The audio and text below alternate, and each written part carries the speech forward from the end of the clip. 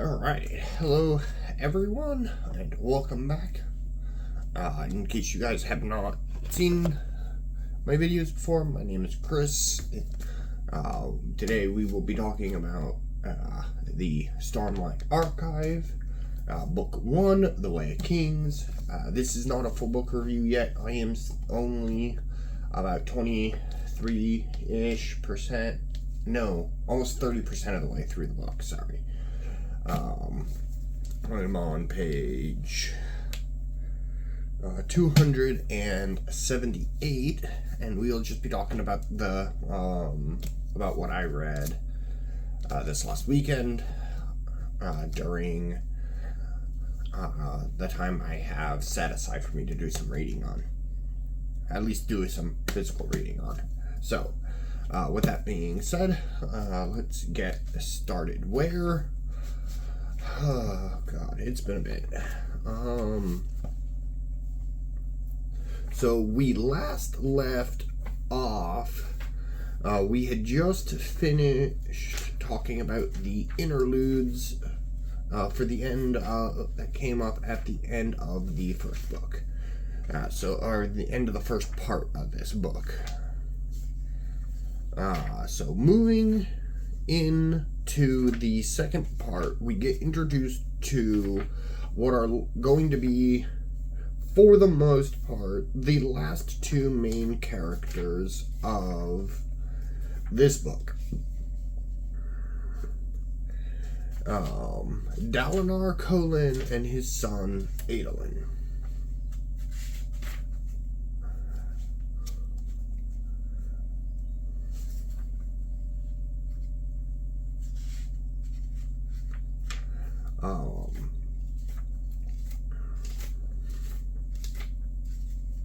Yeah, here we go. Sorry, just getting to the point in the book. And we are,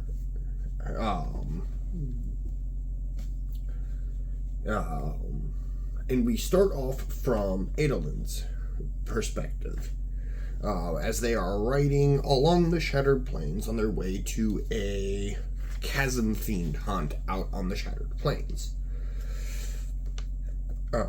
Here we find out that their father, because Adolin is speaking to his brother Renarin, that their father has been having issues during high storms, seeing visions and whatnot. And they're concerned that the other high princes, they'd be dukes, in our own history, they'd be considered dukes.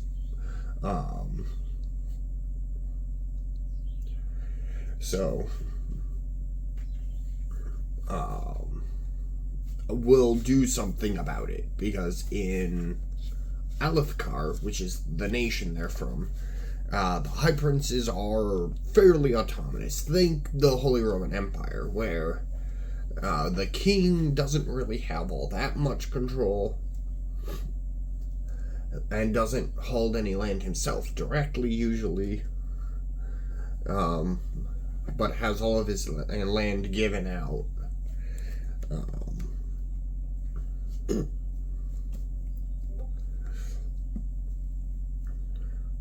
And then,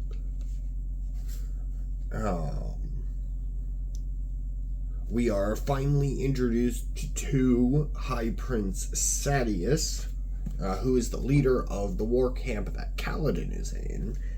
And the first impression we are given of Sadeas is that he is a right asshole. And that impression doesn't really change throughout the book.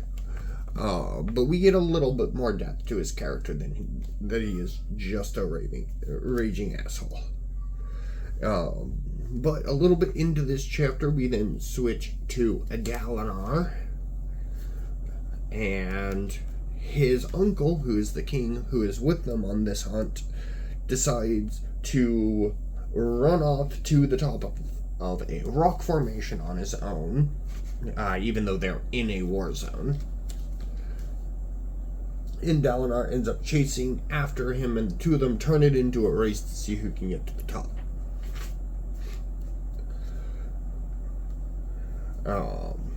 But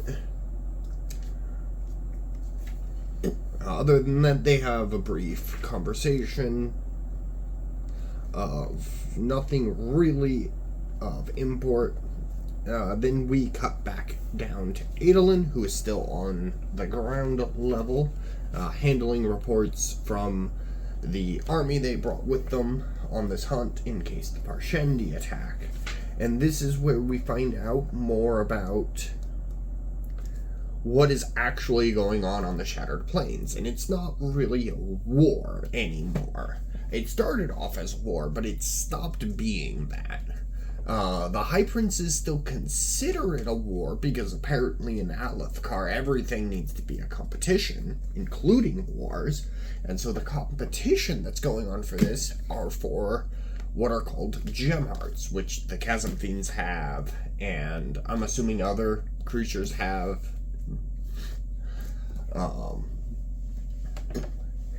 And so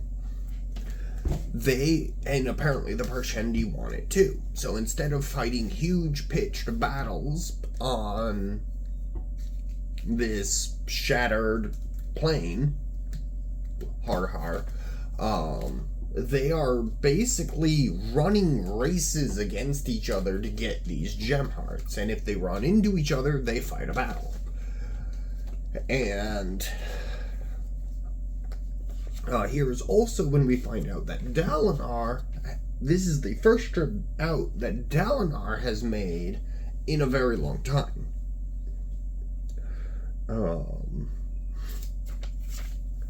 And the other High Princes are talking about it. The fact that he apparently has no interest in the competition anymore. And how, he's not really acting the way a man should, even though he's devoting most of his time to keeping the king alive. But this isn't really an appropriate use of his time. Because the king should be strong on his own merits and not need a babysitter. Especially a babysitter as renowned as Dalinar is. We find out he has the title Blackthorn from his actions during the reunification of Alethkar that happened during the time when Dalinar and his, I think they were brothers, cousins, I don't remember, were both still alive, and they fought a war to reunify the High Princes. But other than that, they talk about a couple other things. They talk about the hunt and how Adolin wants to leave because he doesn't find them exciting. And here we are introduced to an interesting character. His name is Wit. And he shows up and he takes a couple jabs at Renarin. And in this world, Wit, who would be a court jester, would be the closest thing we would have ever had to him. Except instead of entertainment, his job is to literally go around and insult other people so the king doesn't have to. And I fucking love that. I'd be amazing at that job.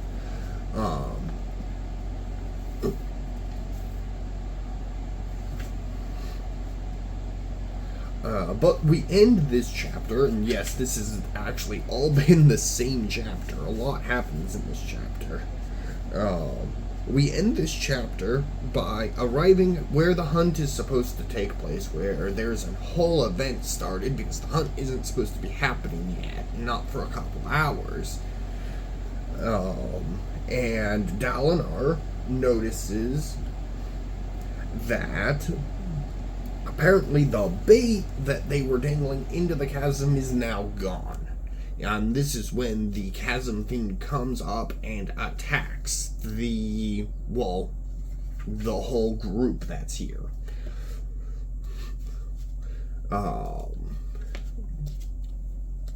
Then moving finally into the next chapter,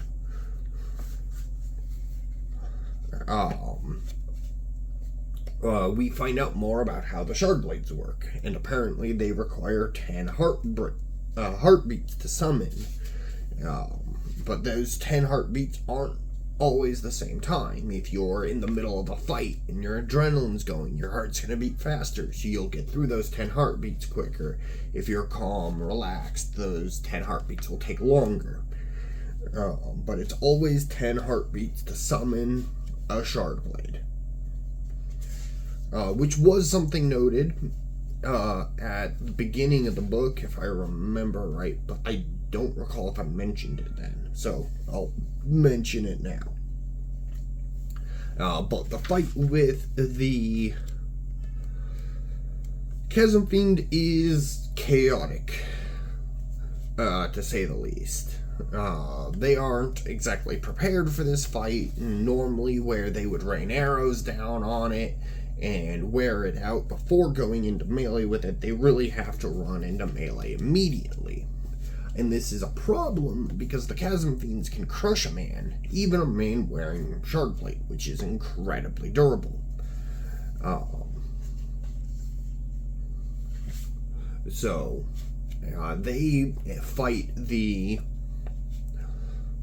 Chasm Fiend. It takes most of this chapter to get through the fight, so I'm not going to go into overly much detail about it. But of note that happens during the fight, and it happens fairly quickly into the fight. The king's what part of the saddle? Part of the king's saddle snaps. If I remember right, it's the strap that goes around the horse's stomach snaps, and the king ends up getting thrown from his horse.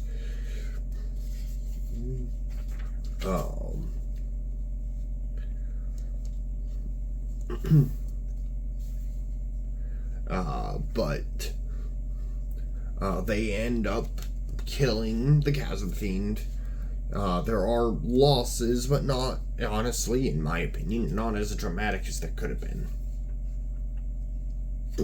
But there we leave Adolin and Dalinar for a little bit, and we go back to Kaladin. And when we last left Kaladin was effectively assuming direct control over Bridge 4. And his goal is to train them so that they can make their bridge runs quicker, which means that they can get to their spots faster, which means that less of them will hopefully die. But when he tries to get them up to train, they basically tell him to sod off. And so Kaladin collects his pay, and pays off his bribe to Gaz. And then he heads into town to buy some surgeon supplies from a local alchemist, since going to the surgeon hall would be too expensive. And then he goes over to the carpenters, and he basically runs back and forth with a big wooden plank on his shoulder to emulate the bridge, since he can't lift the bridge alone.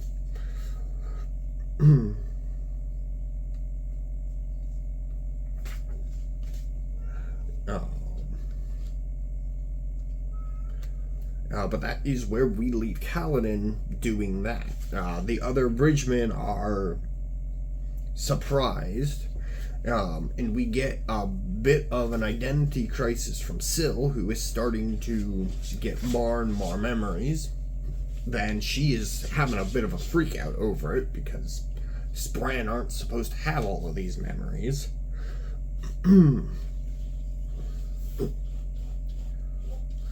And then we go back to checking in on Dalinar and Adolin, who are still in the process of cleaning up after the disaster of a hunt they just had.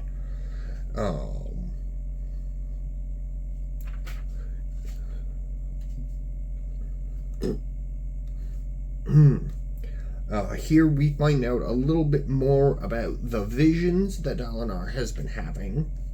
Apparently, he has been getting told to unite them. He is assuming Alethkar against some incoming threat. And he wants to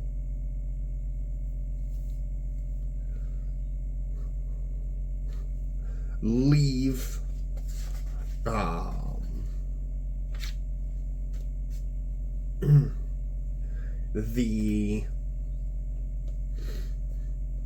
leave the plains to go back to Alethkar to do exactly that. But he hasn't mentioned it because nobody else wants to. And he'd be made to look weak if he proposed it.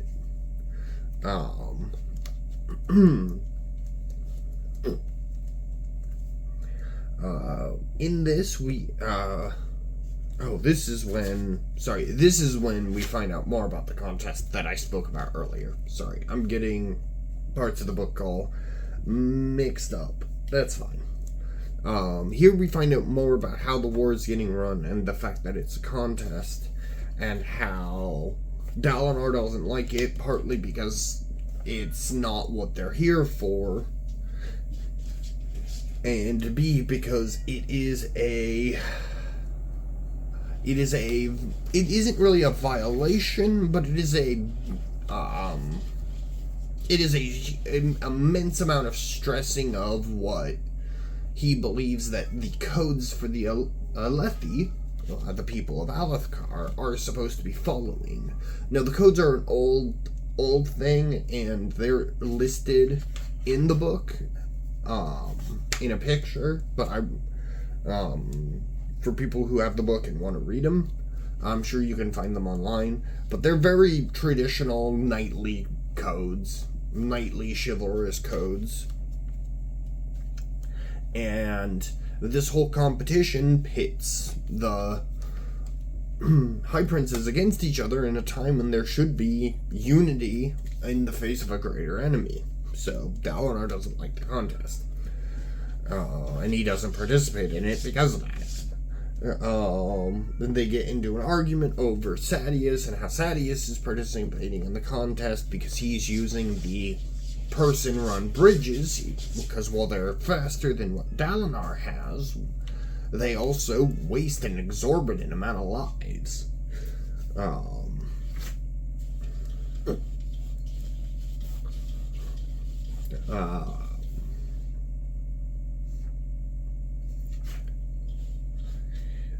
From here, we get them looking at the strap that broke, and they come to the agreement that while they believe it could have potentially been cut, they need to get an actual leather worker's opinion.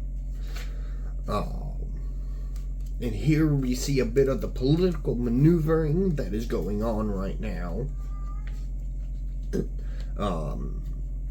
As Dalinar confronts one of the other High Princes about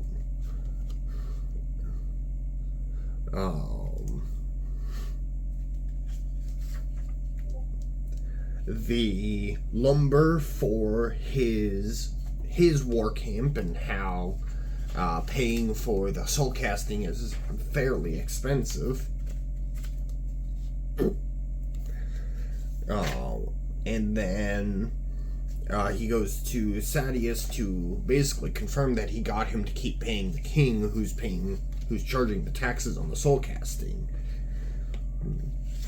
But other than that, Dalinar tells Adolin about the final night, about what happened the night the last king died, and the words that were left.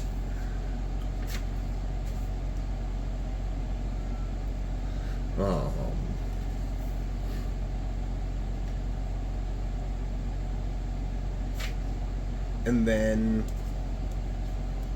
they leave. And then we get and I know I mentioned before that I thought we were done with the flashbacks, but we get another big flashback here that really isn't all that important. We mostly just see Kaladin as a younger man interacting with his brother Tien and his love interest from his village, Laurel, who is a light-eyed woman, and talking about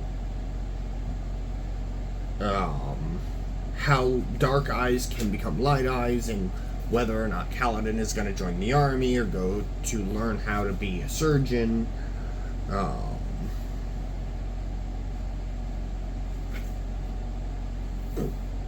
And then Tien is just really just a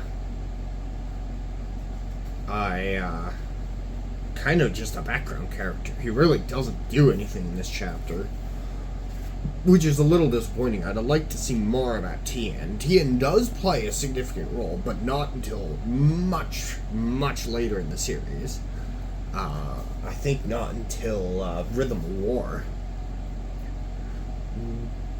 But the only thing of note in this really doesn't come up until the end of the chapter, when Kaladin gets into a fight with another boy with quarterstaffs, and it is described how the quarterstaff seems to sing to him while he's holding it. He loses the fight, but it's there.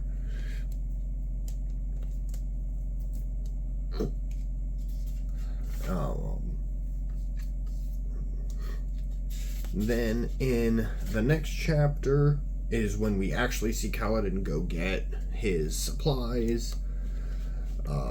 Because again, I am remembering events that haven't happened yet and talking about them early, but that's fine.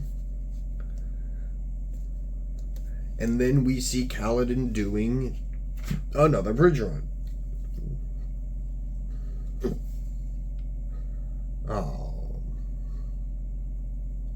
And how he has decided that even though as the bridge leader he gets the benefit of running in the front during the run, but during the approach, when they're actually running into the Parshendi era fire, he's allowed to be anywhere he wants on the bridge, which usually means the back. But he decides to stay at the point.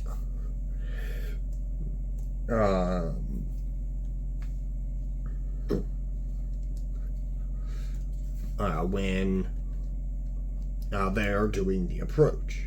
And Kaladin manages to survive the fight unscathed.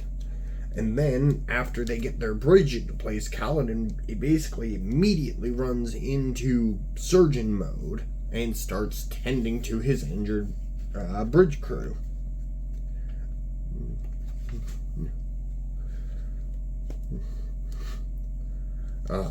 But here we find out that there were 3 members of the bridge crew that died, and Kaladin manages to save a 4th, although he is severely injured, and he ends up needing to bribe Gaz to let them go back with the